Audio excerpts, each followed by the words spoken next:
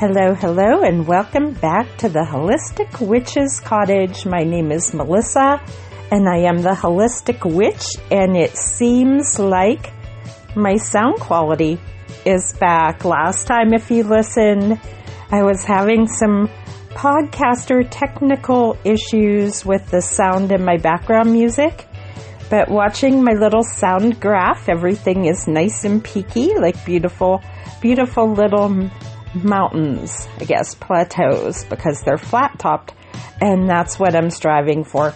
So that's cool. So that's a good thing.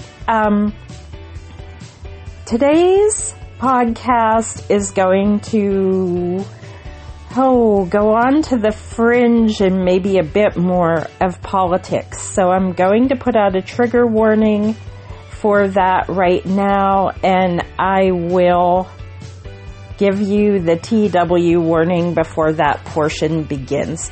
But at the time of this recording, it is about 11:30 in the morning. I am stuffy. The weather here is calling for severe storms throughout the day, which is playing havoc with my asthma. But the sound quality is good, so we're going to roll with it and we'll see how it goes.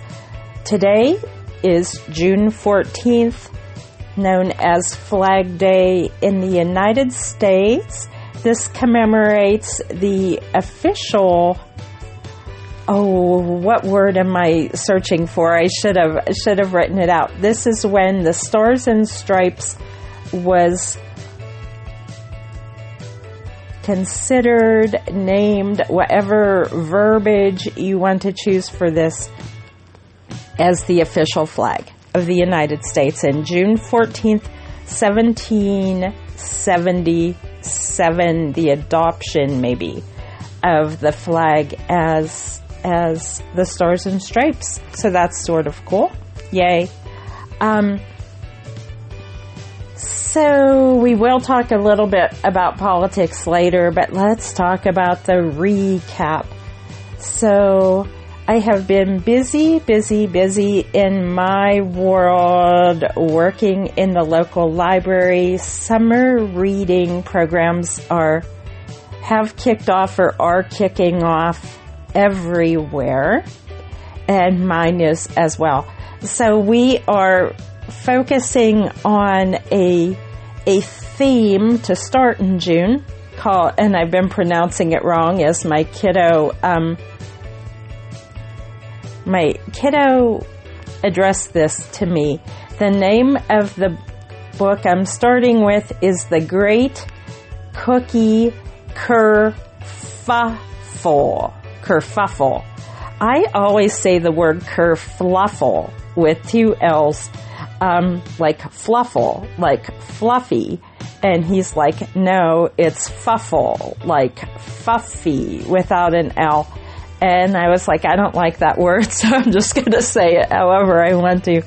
But I was called out on it. So we are starting with a book called The Great Cookie Kerfuffle, which was named the PA One Book Choice. And the reason I'm using this book for my kickoff, which was yesterday, was because a nice young man by the name of Brady came and brought me a whole pile of them for free. So he gave me a hardback copy to keep in the library and then paperbacks to distribute. So the first lucky 12 children that came in the library yesterday to sign up for summer reading got a free copy. I also just dig it because I use the word kerfluffle all the time, because when I go into my witchy persona, oh my, it's such a kerfluffle. The trees and the birds and the bees and the bunnies are such in a disarray. Oh, it's a kerfluffle. I don't know. I just think it's funny. Whatever. So, summer reading is starting all over the country and hopefully all over the world where it's summer. So, if you have children, please help them to participate in those types of activities. And if you don't have children and want to participate yourself or support those those activities in any way, that's awesome too. I'm always looking for volunteers or donations or just people to come hang out and support us. So that's a good thing. This will touch upon the political spectrum of my podcast today, but I'm trying to choose a meme or an image that says libraries are for everyone, that will not offend my very conservative community. Many of them are pride related. Many of those memes are pride related, which I'm fine with. I am pro pride, but I have to carefully address things that do not cause the powers that be to shut my library down, my local library down. So that will be part of my topic later. Let's talk about the recap. Yesterday, after I was done with my summer reading kickoff party, where we painted cookies and blew bubbles and drew with chalk and made big messes, my hubby and I went up to the lake to spend some time out on the kayaks again.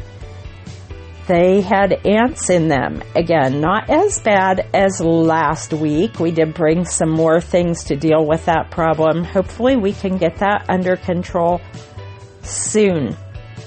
It's easier for us to leave our kayaks at the lake than to haul them back and forth on a trailer every time. But if this is going to be a year-long problem, I think I want to change locations or look at a different solution for this, because this is becoming bad. I have ant bites this morning, and it's gross when, we cleaned them and stuff, but still, ants hide everywhere. And so I'm out there paddling, the water's beautiful, the sky is gorgeous, and I feel something creeping around, and I get a little bite, and it's like just annoying. So I respect wildlife and I respect creatures, but ants can find a different home than under the seat of my kayak, of my blue pelican. Okay. So those of you that have been following me for a while know I've had some ongoing health problems. About 10 months since I had my tonsils removed, and for a woman who was 59, that was 58, 59, that was kind of a big deal. So, I started making like this wildlife bucket list of things I hope to see or things I want to accomplish in the wilds. And last year, right around the time of the tonsillectomy, I was hoping to see the eagles feeding on the lake. Like my prayer, my spell, my invocation, you use whatever word you wish for that, was to see the eagles or a similar large prey bird feed, like right in front of the kayak, and it happened a lot. I got to see a lot of that last year. My other bucket list item, I know that people travel up to Lake Erie to kayak with the deer who are swimming in the water. One of my bucket list items was to encounter a deer in the water, not struggling, but just living its little deer life, taking the little deer relaxation, cleanup bath, or whatever deer do. And I saw that yesterday. So we were able to paddle in pretty close to the deer. We obviously did not want to startle her, but just watching her do her thing. Now the water was much easier to manage yesterday than last week, which was sort of nightmarish. But the current was sort of pulling me towards her, so I was trying to be careful to not get too close. But I'd say we got to watch, sometimes floating out on the water for me is like one of those portal liminal space moments where time sort of gets away from you. But my husband probably knows the exact amount of time we sat and watched her paddling in and then sitting and watching. I wanna say it felt to me like 10 minutes or so before she scurried back off into the weeds and the brush. But so that was cool. So another item knocked off the nature bucket list. Lots of cool bird sightings yesterday. I saw a large bird that I couldn't identify, so I'm not sure if something different was traveling through, because they do use that lake as like a migration spot to hang out and eat and then move on. So a bird I could not identify, very large bird that I could not identify. So that was cool. I always enjoy moments like that. Lots of little golden finches. I have seen more purple finches and like the little ruby birds, not the cardinals. These are tiny birds, little red birds this year than probably ever. So that's cool. It's like little gems of magic in the wild. So we have another camping trip coming up soonish in the future, and so hoping to spend more time out in the woods and more time on the kayaks and have more nature stories to tell you. So that was awesome. Libraries are awesome. State parks are awesome. National parks are awesome. Attend, visit, follow them on social media, support them so we don't lose them. Okay? That's my little plug. Let me think if there's anything else I want to address before I get to the political portion of this podcast. I don't know. Momo's awake. He'll probably interrupt the important parts.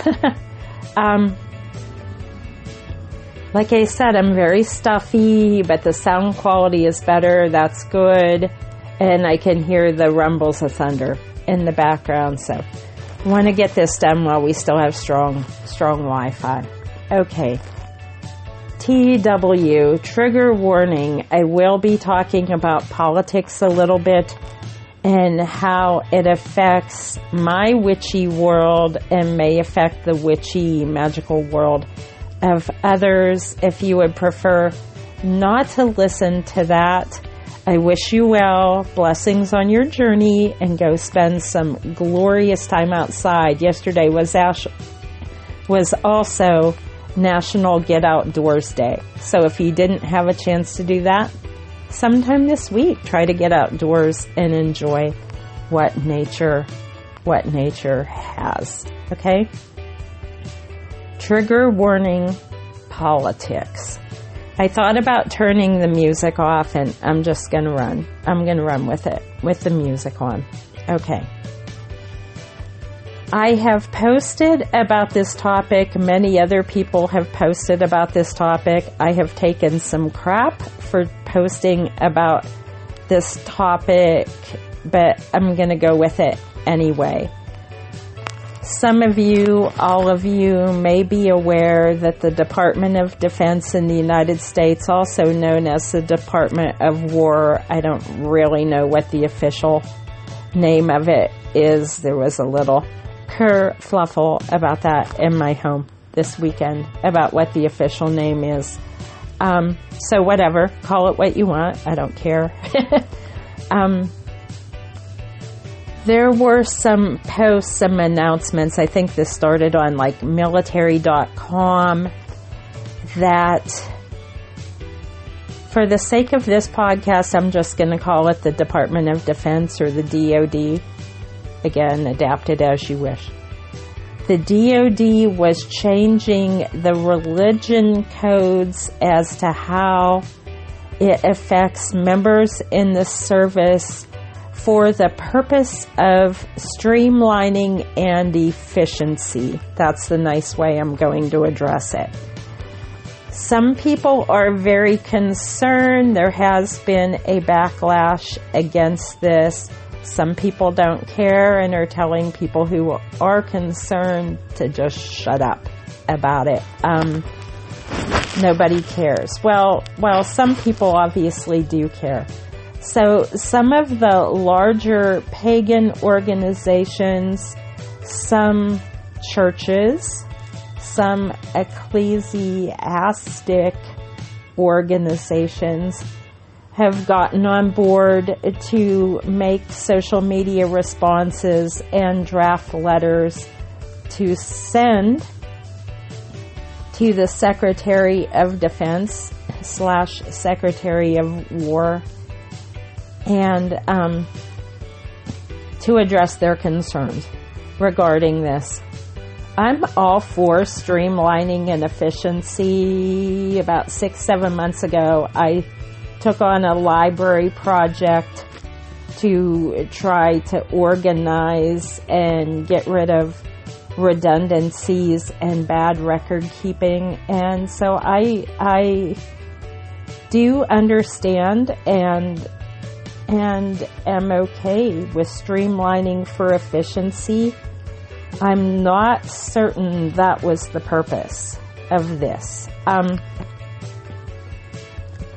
And I'll get into that a little bit more. But I talked about it a little bit before, and I didn't write the number down again. But before, there were close to 200, I think it was 180 something. Let's just say close to 200, approximately 200 recognized religions, faith groups, like atheist and agnostic were mentioned in that as well.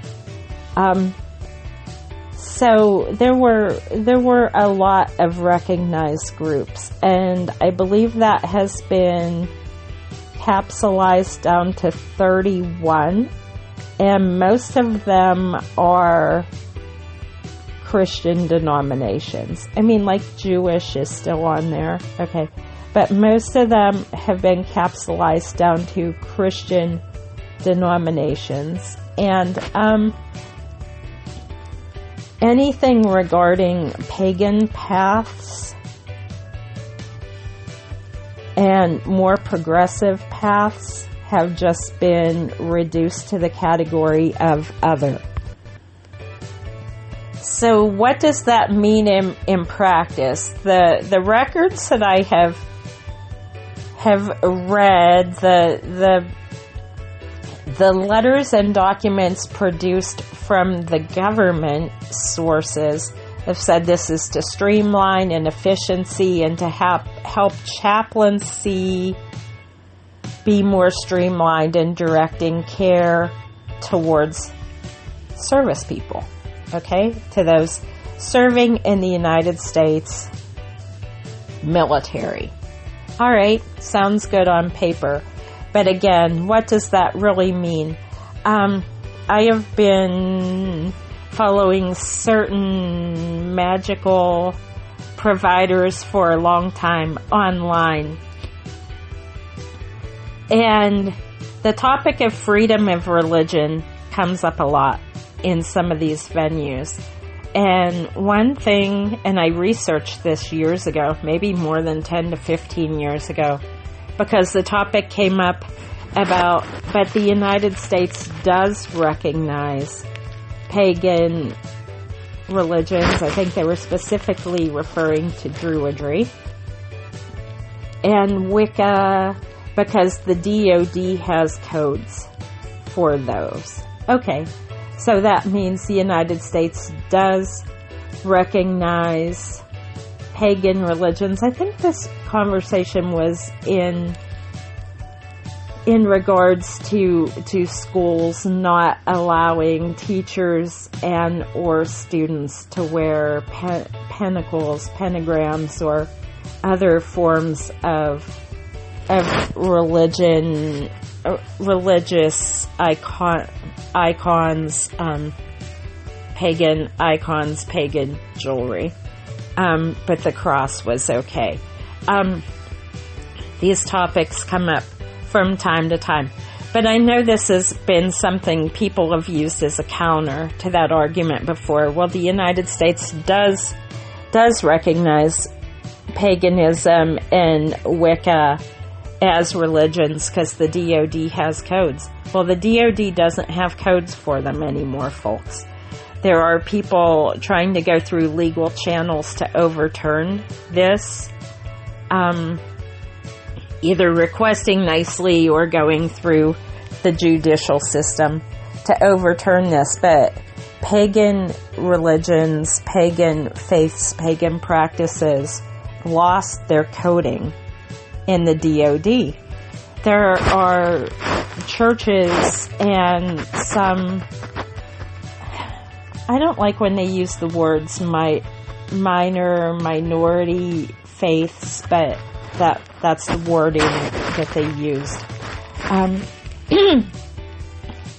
I identify, at one time I was loosely independent, well, not loosely. At one point I was a practicing independent Catholic, independent other than Roman Catholicism. That question also came up because Catholic is one of the approved codes. And there was a question about, does that mean Roman Catholic or the others that fall under the Old Catholic verbiage? Okay?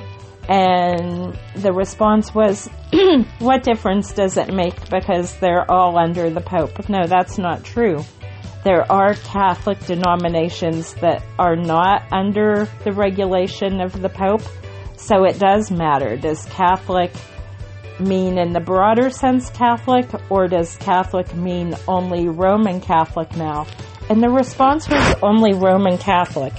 So, this isn't only a pagan problem. This falls to other denominations that fall under the Christian umbrella also. Sorry, I had to take another little break there to sip on my anti-inflammatory coffee cocktail, which is kind of an oxymoron.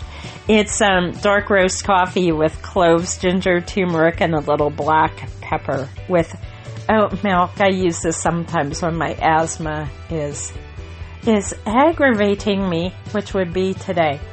But as I said, this can affect some of the Christian denominations as well. So they shouldn't be so people who identify under those denominations that weren't recognized shouldn't be so fast to discount that this doesn't mean anything towards them either. Now, at one point I did practice under an independent Catholic faith, and then I've talked about it before. There was a change of priests, and there was what I would refer to as a verbal and physical assault to me by a priest, a replacement priest. So I ended up not going back, and I played with some other denominations for a while. We settled into Episcopalian for a while, but were never really felt welcome there, and that's a pretty progressive denomination, which actually still is recognized under the new codes. So at this point, I identify under the Unitarian Universalist faith. I'm also Gnostic, which isn't a problem with that. But I lean more towards Christian universalism. So I read something yesterday about don't look at UU as a Christian faith because there's only 3 Christians under the entire UU umbrella. I know for a fact that's not true because I know other people who identify under the UU label who do identify as very, very progressive Christians in some forms. So again, when we start pulling numbers out of a hat like that, well, maybe the person who wrote that article only knows 1 or 2, but that doesn't mean that only 1 or 2 exist on the entire planet. But Unitarian Universalists, lost their coding under the DoD. Now, from a historical point of view, let's go back to Flag Day. Those original founding fathers, some of them identified as Unitarians. One would be like John Adams, who was the second president of the United States, identified as a Unitarian. There are others. You can look up that information if you wish. It's an easy search. Another one, Christian Universalism used to be like the number 6 denomination back in historical times. And so I looked it up to see if any of the original founding fathers identified as Christian Universalism. I should have written the name down. There was a man who was involved in writing the Declaration of Independence. He's one of the original signers, and he was like he was leadership in the Christian Universalism movement. Now later, years later, 100 years later, 150 years later, there was the Christian Universalists and the Unitarians merged, and that is like the modern UU that exists today. But the UU is a merge of two groups that were made up of many of the original founding fathers of the United States. So from a historical point of view, it was put out that why has the UU been dropped from the coding? The UU is certainly a denomination that is well known in the United States. They've also been under attack for more progressive values. They do not align with what some would call mega Christian nationalism. So maybe that's the reason for the drop. I am a member of CUUPS. That is the Covenant of UU Pagans. I don't necessarily identify as a pagan. I just told you I identify more as a Christian Universalist. The reason I am a member of the CUUP and not the UUA, the Unitarian Universalist Association, is I found that the CUUP aligns more with my values, and they also... I had researched this and actually wrote to them to ask a question if those who fall under the not Christian Universalism, sorry, I didn't use that wording. Those who fall under the Christian witch or the Christo-pagan umbrella are allowed in their organization, and I got a wholeheartedly full-blown yes, we love you guys. So I chose to go that route. Not that it matters. I'm just trying to explain that even within the UU there are differences, and I've been told like different denominations practice differently.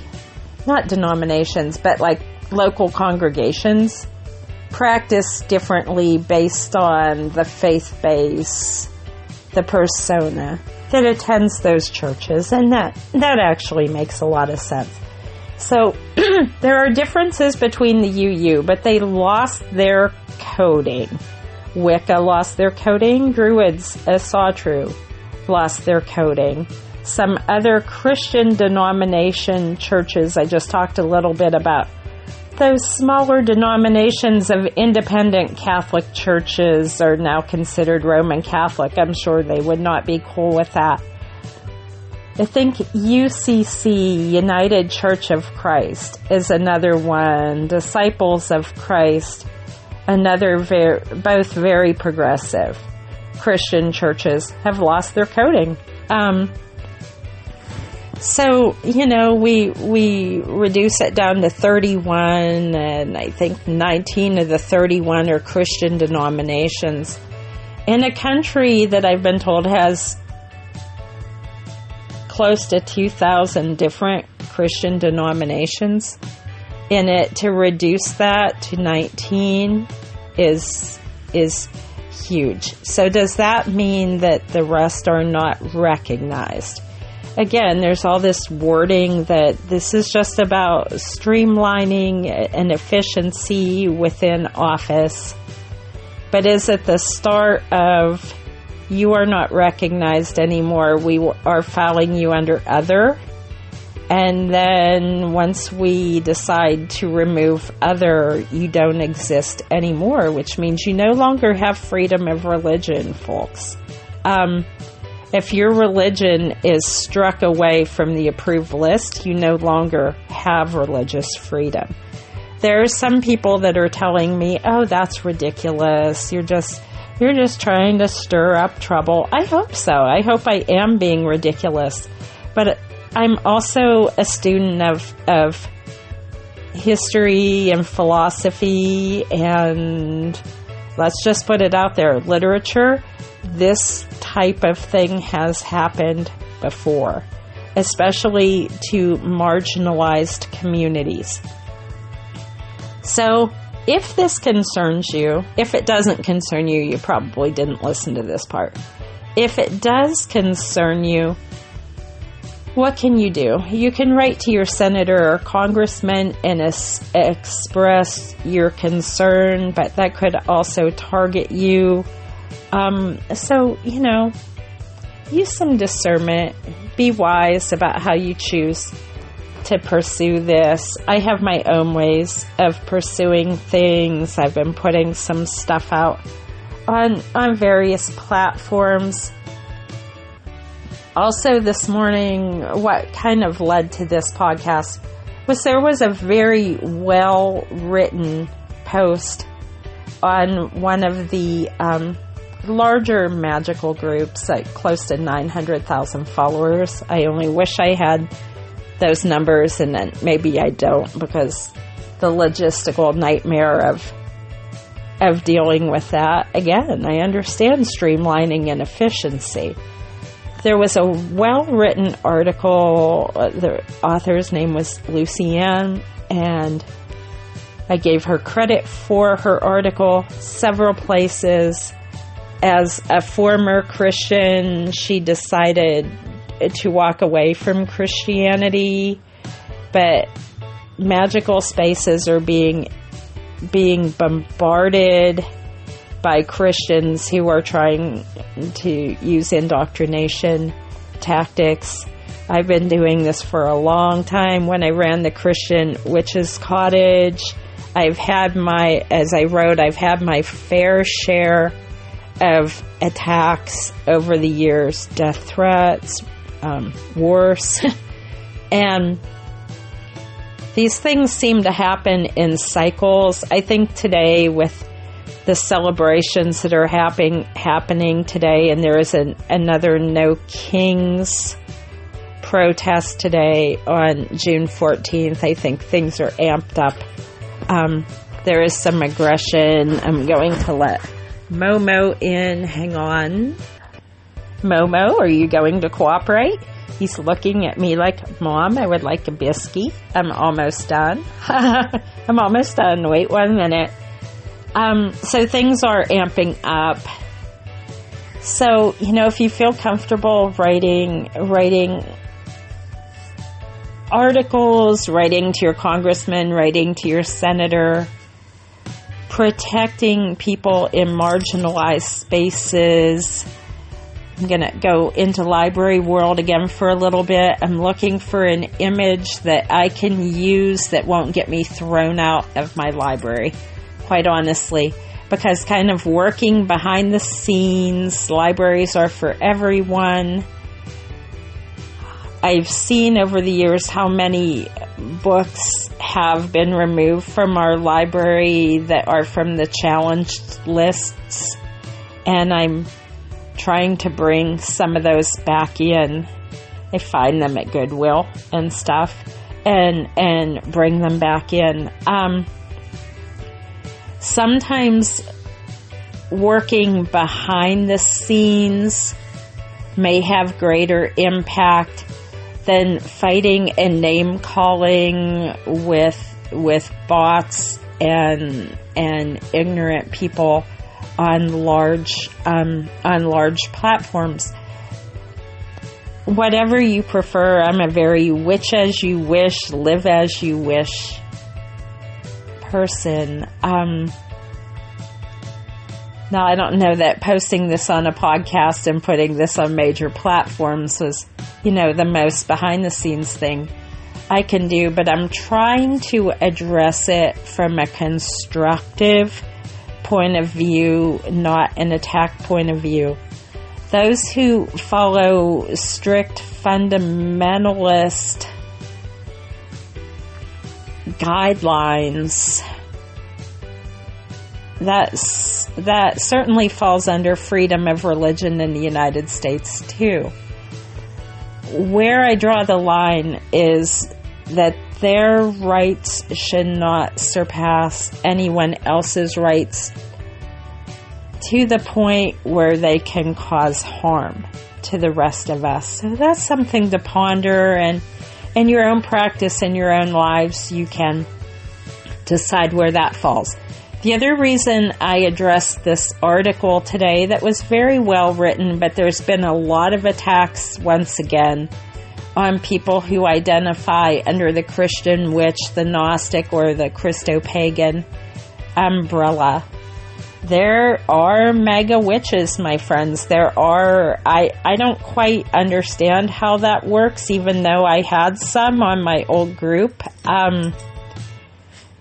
The way they described it to me is on the outside they were full on supporters of that type of religious practice, but behind closed doors they were hiding their witchy practice, and they thought that made them safe. And I addressed that one day, and I said, if you are using your real name and putting on a large Facebook platform that you identify as a witch, I'm not exactly sure you are in the broom closet. But, some of those people got angry with me and disappeared, and some of them, honestly, I blocked on my own. Christian witches, Christo-pagans, Gnostics, people who identify differently as mystics, different blended syncretic faiths, especially under UU and under different umbrellas.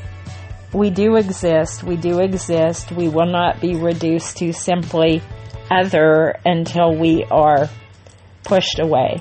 I want to end this on, to my knowledge, I am a 5th or 6th generation Christian witch, someone who identifies under a Christian umbrella, but also was trained in degrees of folk magic. Okay?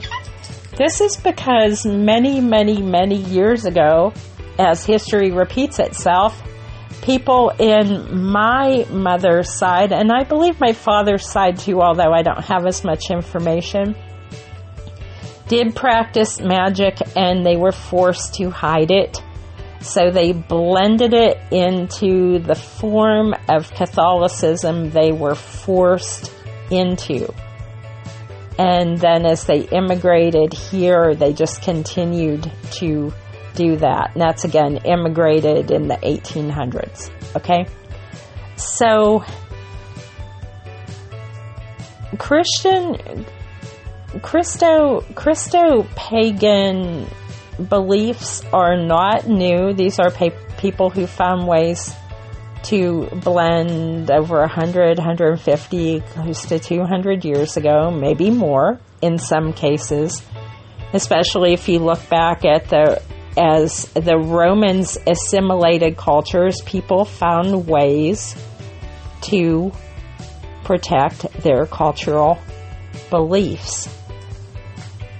I understand that the political season is tense. I don't want to go off the rails here.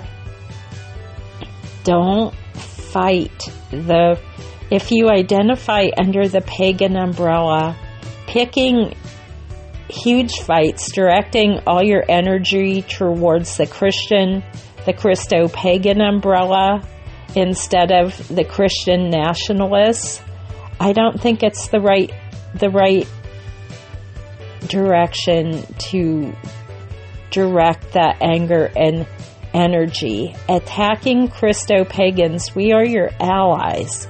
We are your allies. We identify closely with you.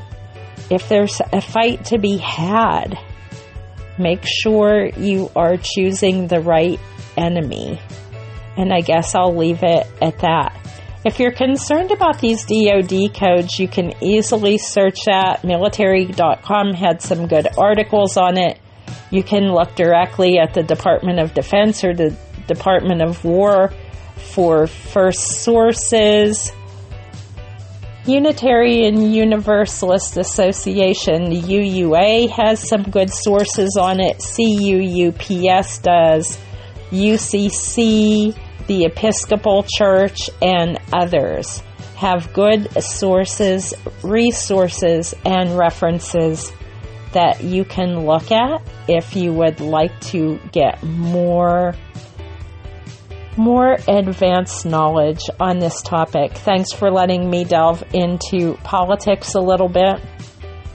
Again, as I always say, witch as you wish, live as you wish, worship as you wish, and let's just respect each other, okay? And let's not let anybody be marginalized away to other.